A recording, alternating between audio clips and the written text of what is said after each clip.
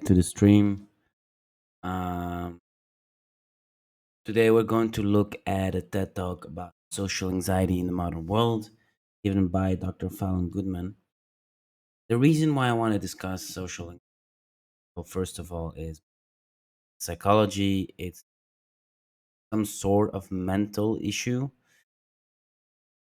also societal issue, and second of all, it is something that really affected me as a teenager. I had social anxiety disorder. It was undiagnosed, but I'm 100% sure I had it, which I sometimes can still experience on a much lesser degree, but I can still say that still something that lingers in my mind. It's still a remnant of my past, and it's something that have affected me a lot, and that I really had to overcome. Really had to work hard to get through. Being able to be surrounded by people and have normal conversations and even have fun. Uh, which is really hard when you have social anxieties or you barely can talk to people. Less, just forget about having fun. And it's interesting how I absolutely love having good conversations with people. I like making people feel good. I like joking around, and it's something that I missed a big part of my life, that I'm doing those activities and doing those things and being in social environments. So today we're going to look at how social anxiety works in the modern world. I haven't seen the TED Talk, but I know that Dr. Fallon Goodman is also going to give it how to work. Unfortunately, we don't know that much yet about social. There's no real cure-all for it, not yet.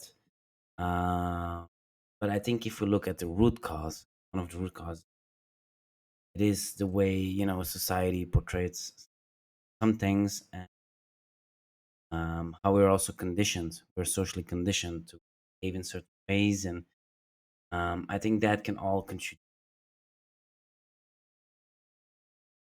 So, without further ado, let's start the TED Talk.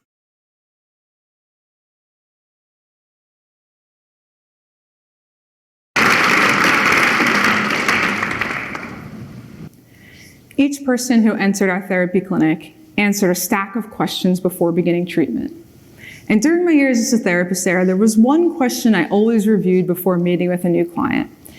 It asked this: what is your purpose in life? Defined as a central motivating life aim, something you're trying to accomplish. Now, to be fair, this is a difficult question. Identifying a single purpose in life feels really hard. It also feels consequential. Many people spend years searching for and developing their purposes, and some never find it. But typically we see responses like this: to be an engaged parent, to make meaningful change in my community, to build a career I'm proud of, to live for a long time, just keeping it simple. But then there was the answer of one young woman who I worked with. Before meeting with her, as I always did, I flipped to see how she described her purpose. And she wrote this: to avoid being noticed by other people. This young woman, a bright, witty, compassionate high schooler, decided that her purpose in life was to make sure that other people did not know that she existed. This is the power of social anxiety. At its core, social anxiety is about the fear of being rejected. When we feel socially anxious, we become hyper-focused on how we are appearing to others. We scan the room, looking for signs of threat and disapproval, signs we might have slipped up and are at risk for rejection. And then we seek comfort in signs of approval: smiles, head nods, laughs, and so on. And I can tell you, as someone that has faced social anxiety disorder and has been in these situations, you're no matter in what kind of social context, whether you are with friends, strangers, with family, your mind is always going to come up with signs that will always make you feel superior. So you would have a discussion with someone, or you might be quiet and you look at someone and they might something with their face, some kind of body language, and you will interpret it as something that, like, This person is boring. This person has nothing to say. What is this person doing here? I don't approve of this. I don't approve of that. So your mind will always come up with things make you feel unfair. It is absolutely terrible.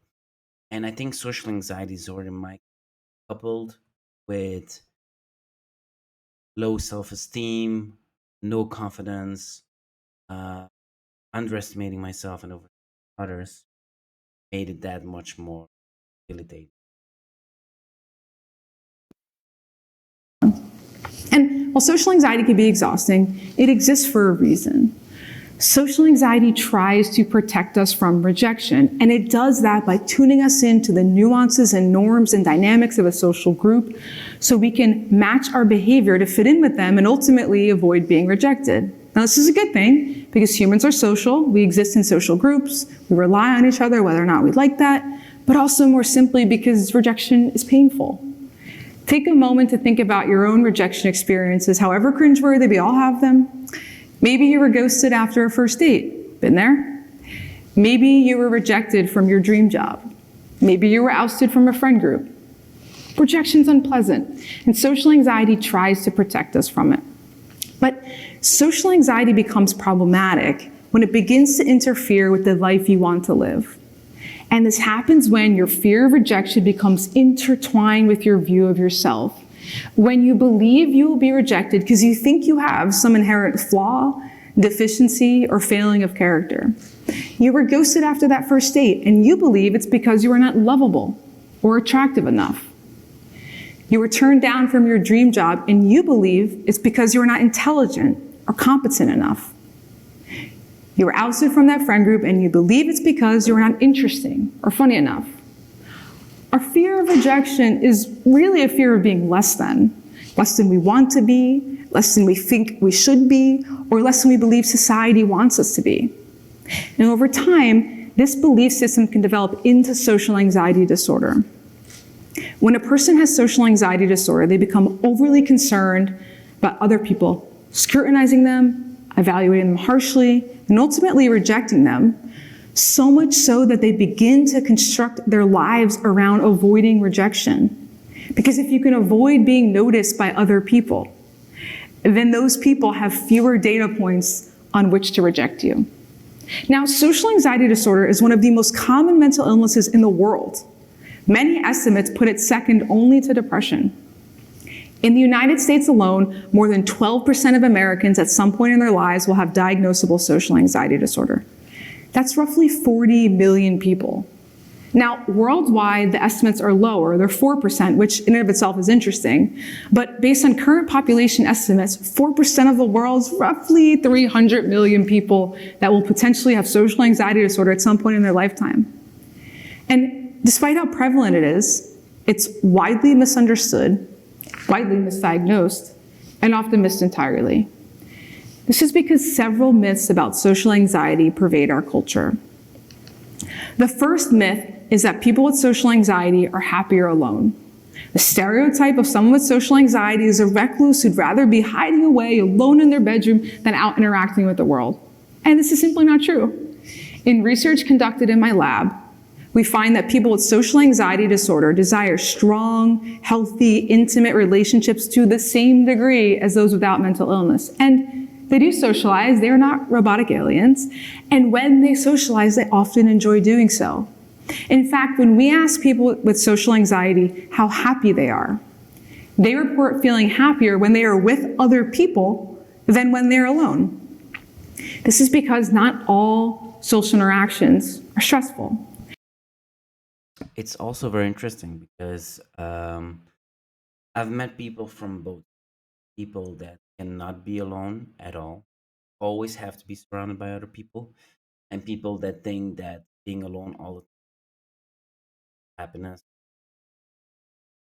I think both are wrong and unhealthy. The first one, I think you have to find a way to be able to be with yourself, have fun with yourself, be calm, just enjoying spending time with yourself. I think the reason why certain people don't have that is that introverted, where they don't enough introspection, or they hate when there's silence. That is also some kind of disorder, me at least. Second one, which is obvious, is the one where um, you might be very introverted and you might just enjoy much more time being with yourself because you also have more control for the things you discuss with yourself than with someone else. Um, and I think that is, like she said, that is not true. People with social anxiety disorder still want to have meaningful, healthy social relationships. I think everyone wants that. Some people uh, might want to have a big circle of people, a big network of people. Some other people just need maybe one or two really good friends to have this social circle. It depends, it there are different degrees, but in the end, everyone wants to have a network of people.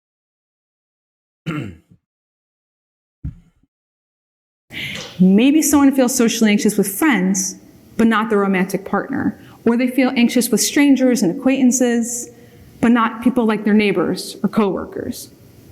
So even though some interactions are stressful, people with social anxiety are not devoid of the basic desire for human connection. They just have trouble obtaining it in certain situations with certain people. Okay, so maybe then people with social anxiety do socialize, and when they do, they enjoy it, but it's with a small, tight-knit group of people. And really, social anxiety is about avoiding the spotlight. And this is the second myth. Social anxiety is not necessarily about a fear of public performance. Well, this is true of some people. Other people with social anxiety find performing in front of others less anxiety provoking than smaller, more intimate conversations, like where they have to carry a conversation one-on-one. Many people with social anxiety excel in careers that are intertwined with social evaluation and social performance. Modeling, acting, sports. In May of 2021, Naomi Osaka declined to participate in press conferences of the French Open. She courageously and preemptively shared that they exacerbated her social anxiety. Shortly thereafter, she received a wave of public backlash and scrutiny. She goes on to play her first match, of course wins, and then she withdraws from the French Open. Many people were perplexed about how someone could have social anxiety and also be the #1 ranked tennis player in the world, lead a fashion campaign with Nike, good choice, and on the cover of Sports Illustrated in a swimsuit. In an interview the year prior in discussing her social anxiety, Osaka explained, "On the court is completely different. I love playing at Arthur Ashe because it's the biggest stadium and you feel the rumble of the crowd. You kind of feel like a gladiator because it's super big, quote, and there are so many people watching your match. But off the court, if I was ever thrown into a situation where I had to speak in front of 100 people, I feel like I would start shaking." There is no one-size-fits-all profile of social anxiety. Just like people who are depressed have different collections of symptoms at different times for different reasons, social anxiety looks different in different people. And last, and maybe the most problematic myth, that social anxiety is fleeting and harmless. Social anxiety is not just something you grow out of. It doesn't magically disappear when you graduate middle school or high school. Without intervention, many people struggle with social anxiety for I will tell you straight away what helped me overcome my social, and it was really an intense. It was really. I could not be with groups of people. I was never feeling comfortable at school, in class, at any point. The only time I felt comfortable was when I was locked up in my room playing. So, what helped me overcome my social anxiety, and I think that's why I've just continued doing that, is being thrown into the water with sharks. So what happened is that my father found ad in a newspaper. The ad was a bit ambiguous. It said something about working on the beach, good weather, good pay, and that's it. So I didn't really know what I was signing up for.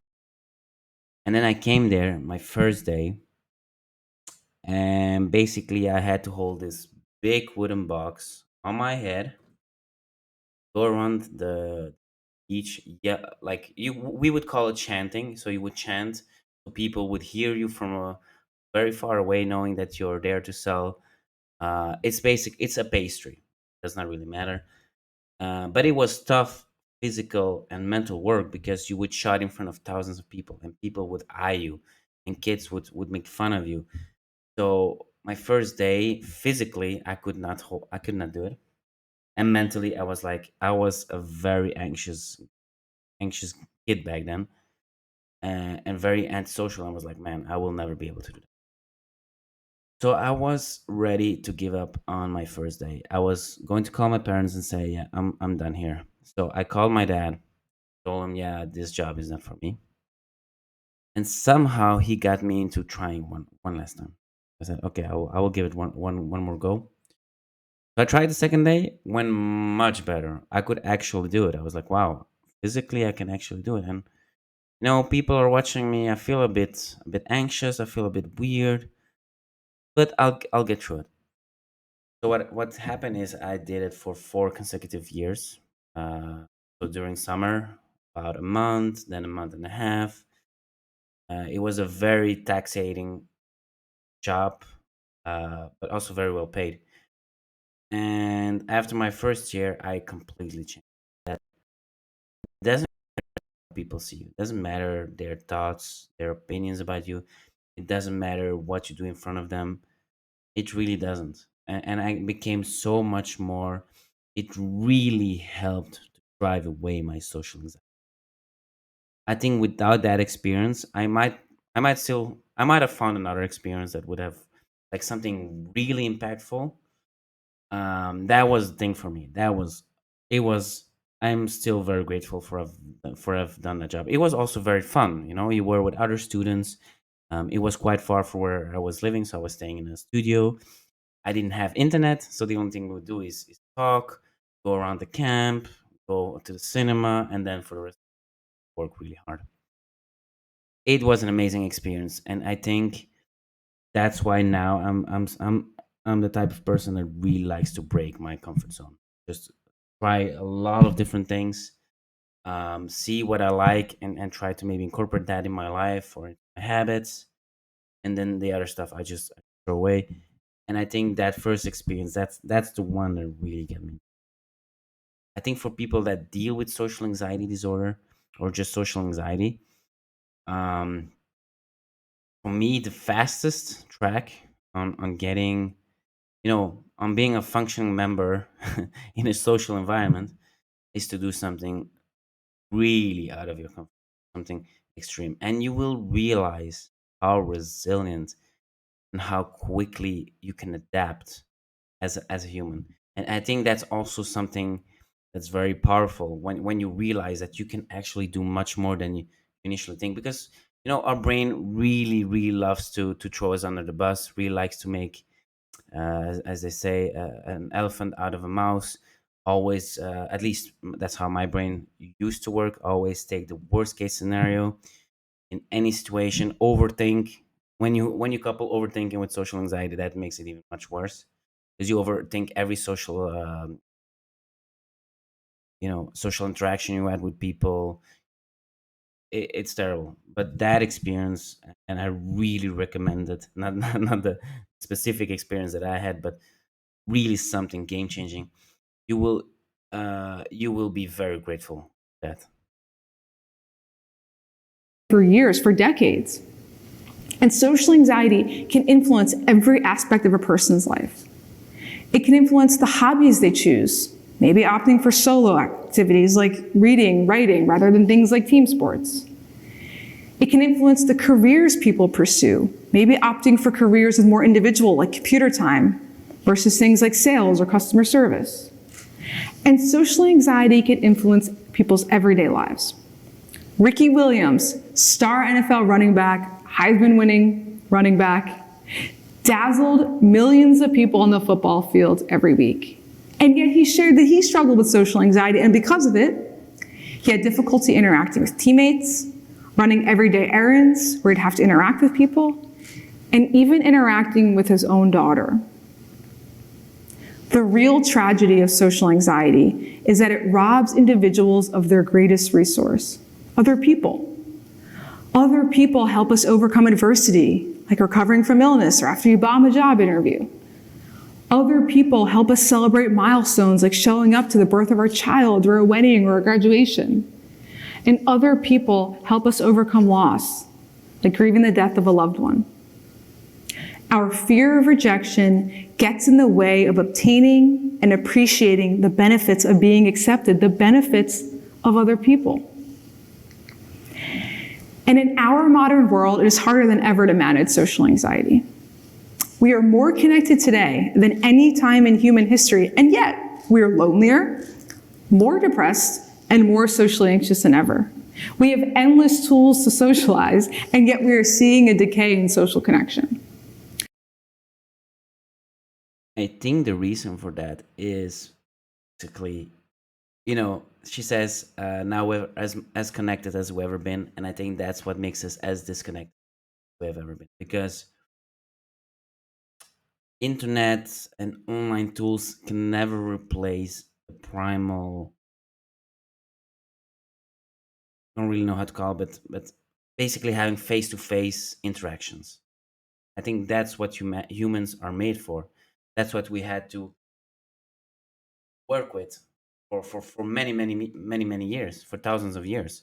And now thinking that, you know, social media, chat rooms, I mean, I don't know if chat rooms still exist, but any platform that allows us to socially interact with people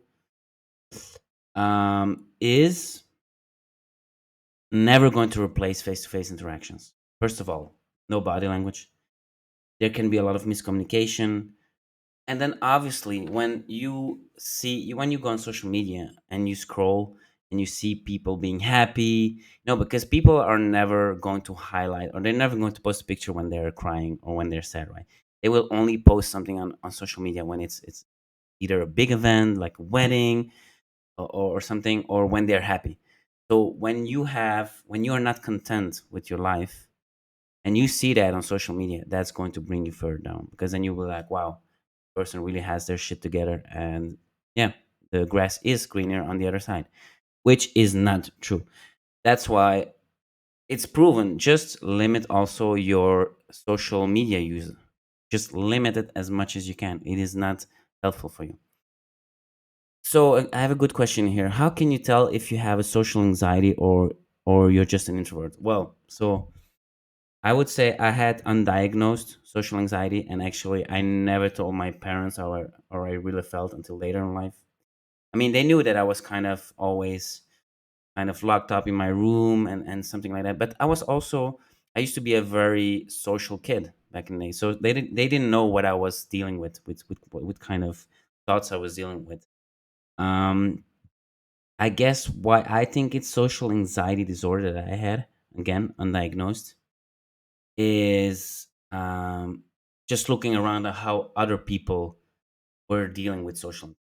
I was it just the actions and the behaviors that I was doing tell me that I had social anxiety.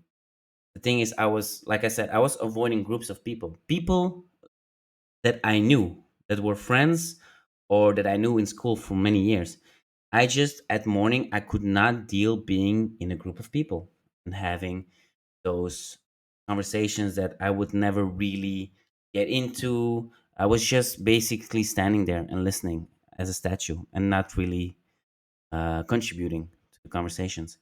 That thing told me I had social anxiety. And second of all, overthinking everything I was doing in class. I could not talk in class. I could not talk to the opposite gender. Um, I would just be always happy just being alone at home. I mean, if that is not introvertness, that goes further than introvertness. Because I still believe I'm an introvert, but I got almost rid of social anxiety. Almost. Sometimes moments I can feel a little bit weird in social interactions, but I also realize that you have to realize everyone, or a lot of people are dealing with social anxiety at one point in their life. And you also have to realize people are just humans, and people are also a bit crazy. If you think you're crazy, or you think there's something wrong with you, don't, because most people have something going on. And when you realize these things, you also realize that it's not such a big deal to be around people. um, Even if you don't particularly enjoy the conversation, or you don't have your social battery, then don't don't fake that either. Just, I can very much just say, oh, guys, I have to go, I'm tired, blah blah blah. I can perfectly just leave it, or I can do something on my own. I don't care. But it's difficult. It's difficult, and don't think social anxiety is just going to go away. If you have social anxiety, because I'm really talking from experience. I had social anxiety, and I guess it took me years to really work on it and deal with it. But it paid off. I cannot imagine dealing again with what I was dealing when I was a teenager. And the worst thing is, when you're a kid or a teenager, you are surrounded by peers. You're surrounded by kids, by teenagers, and you deal with them every day. So it's much easier to make friends and to build networks than when you become an adult. Because when you become an adult, only real social, environment that you have, and that you have to go, is the office. And let's say now, with COVID and everything, most people are also working from home, so they're usually not really socially interacting, maybe just via meetings or something, but that's not the same. um, and you would have to think that a lot of people go to work just to earn money, right? That is the thing why you go to work, right? You're not going to work to make friends. So a lot of people might not even want to deal with others. So I think if you have social anxiety and you still have it when you're, like, say, an adult, it's even worse, because you get that much more isolated and secluded. And that's why we are living in an age of depression and loneliness. That's just how it is. um, and I think that's why you have to work through your comfort zone. I have also a psychological a podcast that discusses about neuroplasticity, things like that, where you can actually have control and make change into your internal processes, and that can help you also with social anxiety. Especially meditation, for example, helps me a lot with negative thoughts that I used to have. Now I'm a quite stable person that is usually quite positive as well, and I am positive and more driven, and I think meditation is also. So let's continue. In a rapid amount of time, our social structures have been upended and rewritten. Technology and social media have created new standards for social relationships and interactions. Do I post it? Do I share it? Do I like it? Do I love it? We create these bizarre extensions of ourselves through curated profiles and now avatars. We try to make sense of unlimited feedback from a massive and often invisible audience, and the cost of social blunders are higher. Things you do and things you say can live online forever and subject you to unforgiving scrutiny, reputation loss, and even job loss. It is a tough time to have social anxiety. But the world will become more, not less connected, and the influence of technology and social media will grow, not shrink. Now is the time to address social anxiety, and here's how. The first and maybe easiest thing we can do is identify early. Early detection is critical because of those who go on to develop social anxiety disorder. More than half will have developed it before their 14th birthday, more than half. And social anxiety puts people at risk for developing other mental illnesses later on. Of adults who are diagnosed with both social anxiety disorder and a mood disorder like depression, social anxiety came first 70% of the time. Of adults who are diagnosed with both social anxiety disorder and alcohol use disorder, social anxiety came first. It was developed first, approximately 80% of the time. What these data suggest is that social anxiety starts early, and it puts people at risk for developing other mental illnesses.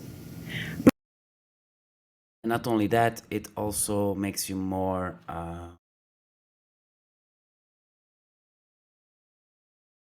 there's a bigger chance that you get addicted to, because if you have social anxiety disorder that also not you're not provided in your social need. And as we know, if you're not provided in something, you will find a replacement for that. Alcohol, drug usage, maybe food, and that is really crazy. That seems that social anxiety disorder creates or is a stepping stone for depression, addiction, because as she said, 70% of the cases, social anxiety first, then depression. 80% of the cases is social anxiety first, then alcohol. That is really. But here's the incredible part. Social anxiety can be reliably and accurately flagged by asking just a few simple questions. Questions like, does your fear of rejection, is it among one of your worst fears? And is your fear of rejection get in the way of doing things that you'd otherwise want to be or enjoy doing? The cost of asking these questions is like 30 seconds and $0. We don't have to create new infrastructures. We don't have to upend existing ones. We can embed early detection programs into our existing structures, like at schools, New Year orientation, one-on-one counselor meetings, and in primary care settings. Because if a doctor can screen for depression, then she can also screen for social. Just to quickly come back to the question, because I think a lot of people might interchange social anxiety with introvertness, but I don't think that's the case. I think for me, introvertness means one, tend to like spend more time with yourself than with others, but you cannot replace that time with others by you might want to spend 70% of the time alone and 30% of the time with other. Second, introvertness to me is also you tend to think first, act later, and you tend to think a lot. And one of the things that can create is overthinking. Overthinking is always uh, dominant in introvertness. As she said, social anxiety is different. Here you have to ask yourself, is the fear of rejection that great that uh, it doesn't allow you to do the things you like, and it's debilitating, right? So for me that's very obvious, because I had my fear of rejection was that great that I would not want to spend time with the people that I know. My fear of rejection made that I would not be able go to certain places where there were a lot of people, even though I would love to. For example, I really like music. I would have loved to go to a festival, to a bar. But when I had social anxiety disorder, that possibility was. Anxiety. Early detection and then appropriately intervening can significantly alter the trajectories of young people. The second thing we can do is harness our platforms. One of the benefits of living in this hyper-connected world is that a single person can have a ton of power. They can use their platforms to create meaningful and lasting social change. I mentioned Ricky Williams and Osaka, who have used their platforms to share about their social anxiety. And just from these two people, we've seen the ripple effect. In response to Osaka's announcement, Viola Davis, Oscar, Emmy, Tony award-winning actress, shared that she struggles with social anxiety. A woman whose job it is as an actress to embody and express the complexities of people in very vulnerable and very public ways. But frankly, these celebrities are not the poster children for social anxiety. They are just 3 of the millions who suffer who are brave enough to talk about it. And we can do the same with our platforms, however big or small.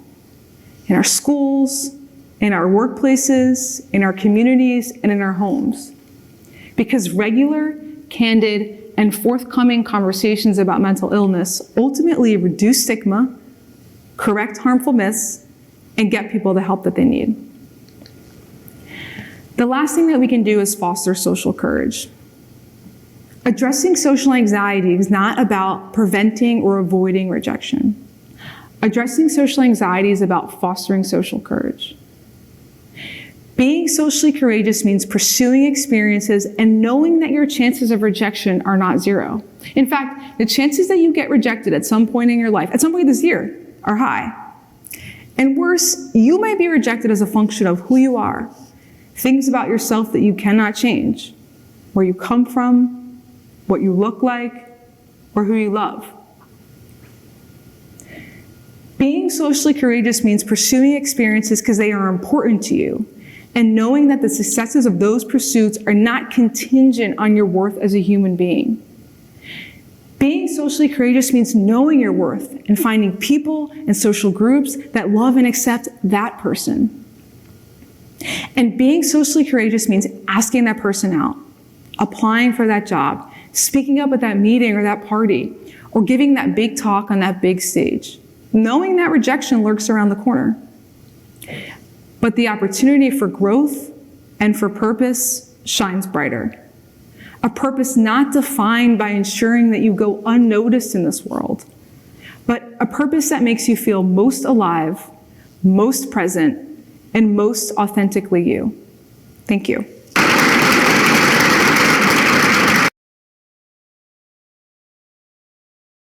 Yeah, powerful stuff. Powerful stuff. Nothing really new for me, except of the statistics where depression and social anxiety and alcohol and social anxiety, very very interesting things there. Um, I think when she says so basically combating social anxiety is by being socially courageous. So making um, willingly making putting yourself into situations where you know that, like she said, the chance of rejection is. Yeah. I think that is very good. That is actually what a person should do. The problem is, how do you start, right? That is always the issue. How do you start? For example, because if you're addicted to alcohol, how do you start quitting or reducing your alcohol intake? That is very difficult. And for me, something that has more of an holistic solution is finding a way.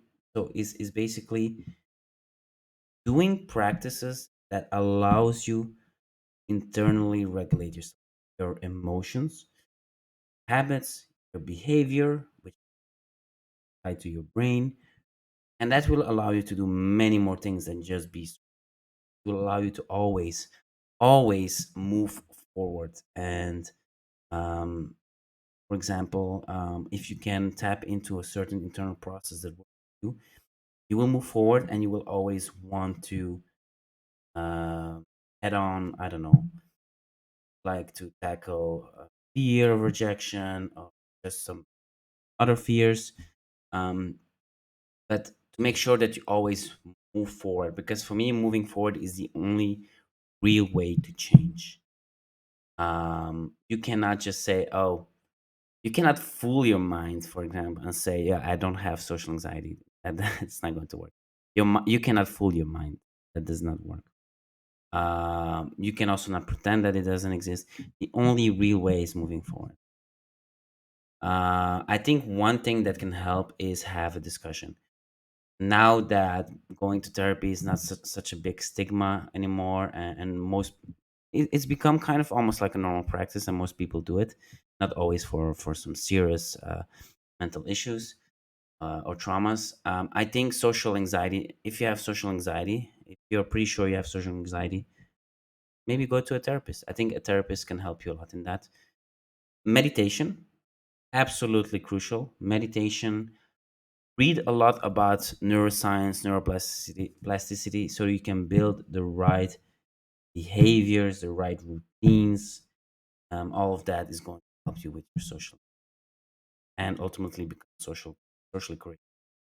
And believe me, once you know how to navigate social situations, and you don't have that fear of rejection, and you are, let's say you have some good emotional intelligence and you understand how to work, you will never want to go back, because there is so much pleasure to have some sometimes random conversations with strangers and learn things that you never knew. or just have a, some fun interaction, or with your friends, or I think we are, humans are social creatures. You cannot deny that, and everyone in this world needs to be able to express themselves socially. That's why social anxiety disorder is very dangerous, because it's closely tied to depression. It's closely tied to the reason why now we have the most people that feel lonely. I think that's also social anxiety, and also fault of like, and but I think we have to recognize that this is a real issue. This is a real issue, and we can take steps to actually combat it. It's not, because social anxiety is not really the same as OCD. Sorry, I can never pronounce, schizophrenia. This is something you can actually work on. That's pretty much it. I hope you guys enjoyed it. Coming to my own TED talk, and yeah, tomorrow I will be streaming for another interesting topic.